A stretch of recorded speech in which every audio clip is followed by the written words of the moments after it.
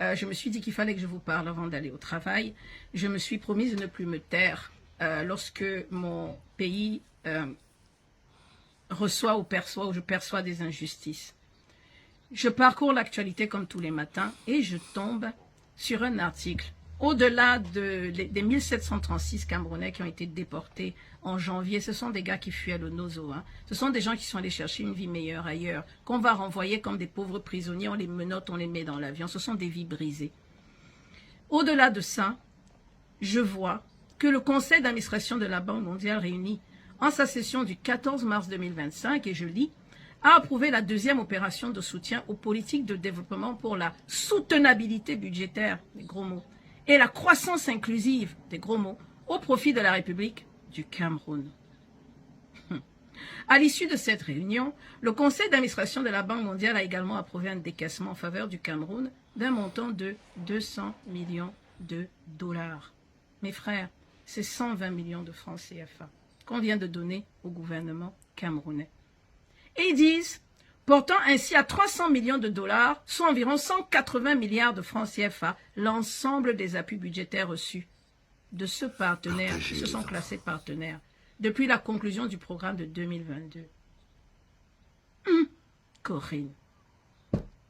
Cela a été possible grâce à la mise en œuvre par le gouvernement, sous la très haute impulsion du président de la République, son Excellence Paul Biya, des réformes visant notamment à accélérer le processus de décentralisation, bla bla bla bla bla bla bla bla bla, et pour améliorer durablement l'état du réseau routier.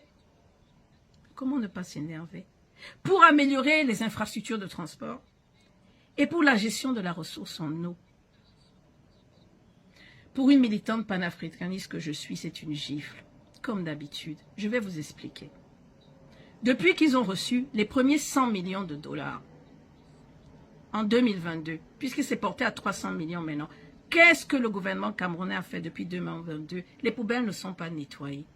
Moi, je rends responsable la Banque mondiale de continuer de nous assujettir, de continuer. Quels sont les critères pour que la Banque mondiale donne cet argent au gouvernement camerounais en pleine campagne électorale? La Banque mondiale aurait pu attendre octobre pour donner cet argent à un gouvernement légitime. Le gouvernement camerounais est illégitime. C'est un régime de clientélisme. Je vais plus loin. Pour que la Banque mondiale donne cet argent au gouvernement camerounais, elle doit faire attention à ce qu'on appelle la bonne gouvernance. Le Cameroun est classé 142e sur 180 en termes de mauvaise gouvernance par Transparency International en 2023. Les Américains le savent. La Banque mondiale le sait. Mais il nous donne 200 millions. 200 millions, il vient de donner au président Paul Biya et à son ministre des Finances, M. Motazé, en pleine campagne. Vous savez ce qu'ils nous ont fait? Ils ont donné le pouvoir à notre gouvernement en termes simples. Ils légitiment ce gouvernement. Ils veulent que ce gouvernement repasse cette année pour les élections. On vient de leur donner leur argent de campagne. Ils vont aller faire asseoir les enfants du bon Dieu dans le Grand Nord, comme on a vu, à même le sol. On va leur donner des t-shirts de Paul Biya et on va leur dire 1, 2, 3, chantez Paul Biya, toujours chaud gars. Et ils vont chanter. Mes frères, c'est violent. Le rôle de la Banque mondiale, sa mission principale, c'est de réduire la pauvreté et de relancer des projets de développement comme l'infrastructure, la santé, l'éducation. Depuis 2022, on a vu ça au Cameroun. Et avant 2022, on parle de 40 ans de règne. Vous avez vu ça au Cameroun. Cet argent va-t-il améliorer la condition de vie des Camerounais? Pourquoi on veut légitimer la pauvreté? Je ne trouve pas normal qu'au XXIe siècle, une maman porte son enfant sous le soleil au dos avec un plateau de tomates sur la tête et qu'elle marche dans les rues pour le vendre. C'est inhumain.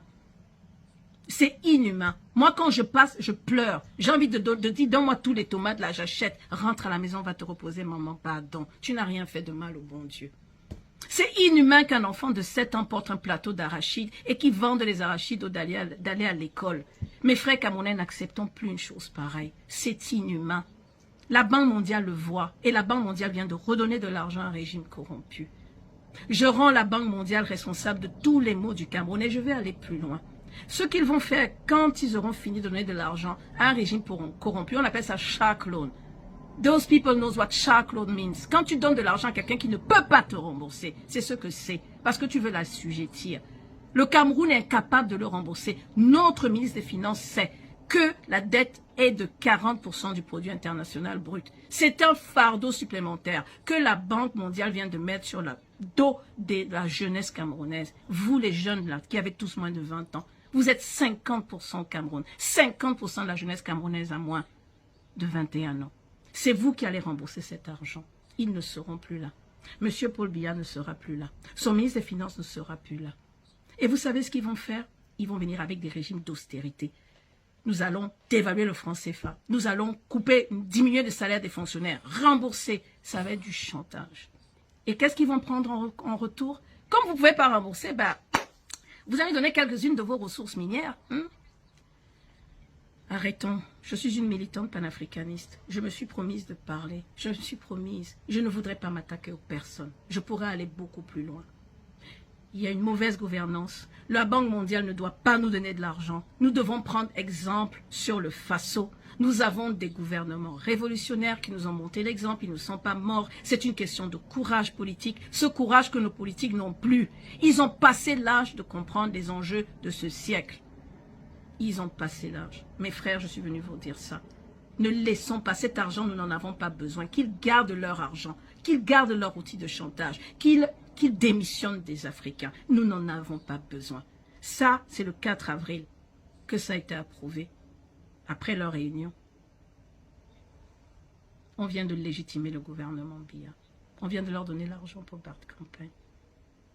Ça m'attriste, mais je crois que nous avons le devoir de vous le dire. Je vais au travail. Vraiment, à bon entendeur. Salut. Bonjour les enfants, c'est papa. Mon muretin asile psychiatrique à ciel ouvert et ma salle d'attente est toujours bondée. Bienvenue à la clinique les enfants. Vous savez, parfois j'ai l'impression que chaque personne découvre tous les jours comment c'est que Paul Biya fait 42 ans de pouvoir. J'ai l'impression qu'à chaque fois, chacun vient à son heure. Chacun vient à son heure découvrir tous les jours pourquoi Paul Biya fait 42 ans de pouvoir. Là, la dame vous explique que non, là où on est placé, là, en fait, la Banque mondiale vient de financer la campagne de Paul Biya. C'est-à-dire qu'elle vient de donner à Paul Biya de l'argent, 42 milliards ou combien de milliards de francs CFA. Donc, en d'autres termes, en pleine période électorale, la Banque mondiale vient de financer la campagne de Paul Biya. Je vais vous poser une question à vous les Camerounais. Même si la Banque mondiale, le FMI, l'AFC, le TTC, prenaient tout leur argent et donnaient à Paul Biya, est-ce que ce serait suffisant pour vous convaincre que le malheur que vous vivez, la souffrance que vous vivez ne doit pas s'arrêter en cette année? Quel type de campagne Paul Biya peut faire pour que la misère et la souffrance du peuple camerounais se transforment subitement en un bonheur? Quel type de campagne il peut faire pour que ces 42 ans de souffrance et de misère qu'il a imposé aux Camerounais deviennent du bonheur? Quel type de campagne il peut faire pour vous faire oublier les mamans enchaînées dans les hôpitaux, les routes qui sont devenues des mouroirs, des hôpitaux qui ressemblent à des décharges publiques? Quel type de campagne Pomba peut faire? Quel type de campagne vous attendez de lui? Non, les enfants, je vous le dis tous les jours, il y en a qui vous prennent pour des lâches. Il y en a qui pensent que vous n'avez pas cette capacité de chaque être humain à se révolter. Il y en a qui pensent que quand ils découvrent la quantité de souffrance du peuple camerounais, à l'heure où ils se réveillent, ils pensent peut-être que vous découvrez aussi cette capacité de souffrance. Même si toutes les organisations du monde donnaient de l'argent à Paul Biya, vous ne pourrez rien faire, vous ne pourrez pas les en empêcher, à part si vous fassiez ce qu'on vous demande tous les jours, se lever pour faire partir Paul Biya. Mais je vous l'ai toujours dit et je vous l'ai toujours dit, une révolution qui n'est pas portée par une base politique solide n'est que pure révolte. Et quand on vous dit aujourd'hui que nous sommes à 6 mois de notre élection présidentielle, nous sommes à 6 mois de la fenêtre. On dit que dans chaque opportunité, il y a toujours une fenêtre de quelques secondes qui est là pour que vous puissiez changer les choses. La petite fenêtre qui change les choses. Dans 6 mois, dans 4 mois, 5 mois aujourd'hui, on a la petite fenêtre qui change les choses. On a le prétexte. On a le prétexte. On a le prétexte, la petite fenêtre qui ne s'ouvrira que dans 7 ans.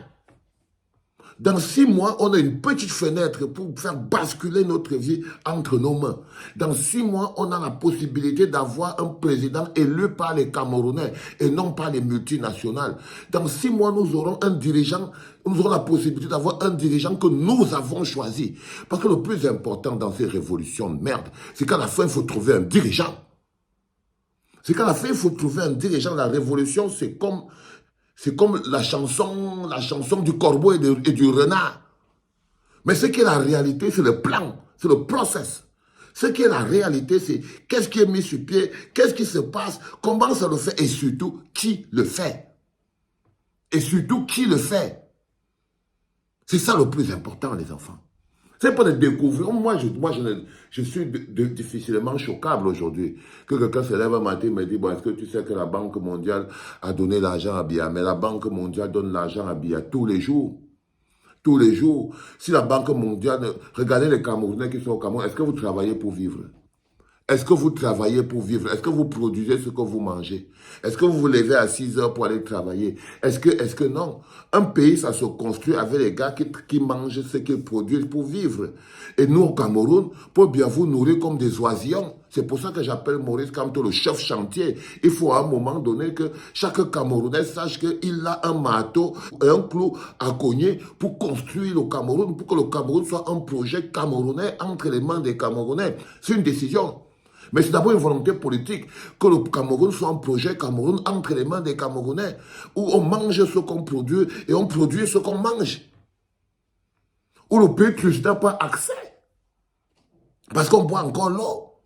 Où on préfère boire le har et le harki que de commander du vin frelaté d'Australie. C'est une logique, une manière de voir la vie. C'est une logique et une manière de voir la vie. Les enfants, je voulais vous présenter cette dame qui fait des très magnifiques chroniques et qui vous montre aujourd'hui que même la communauté internationale, dont les Français, la Banque mondiale, les machins, tout ça, ce n'est pas eux que vous devez écouter dans votre soif de changement.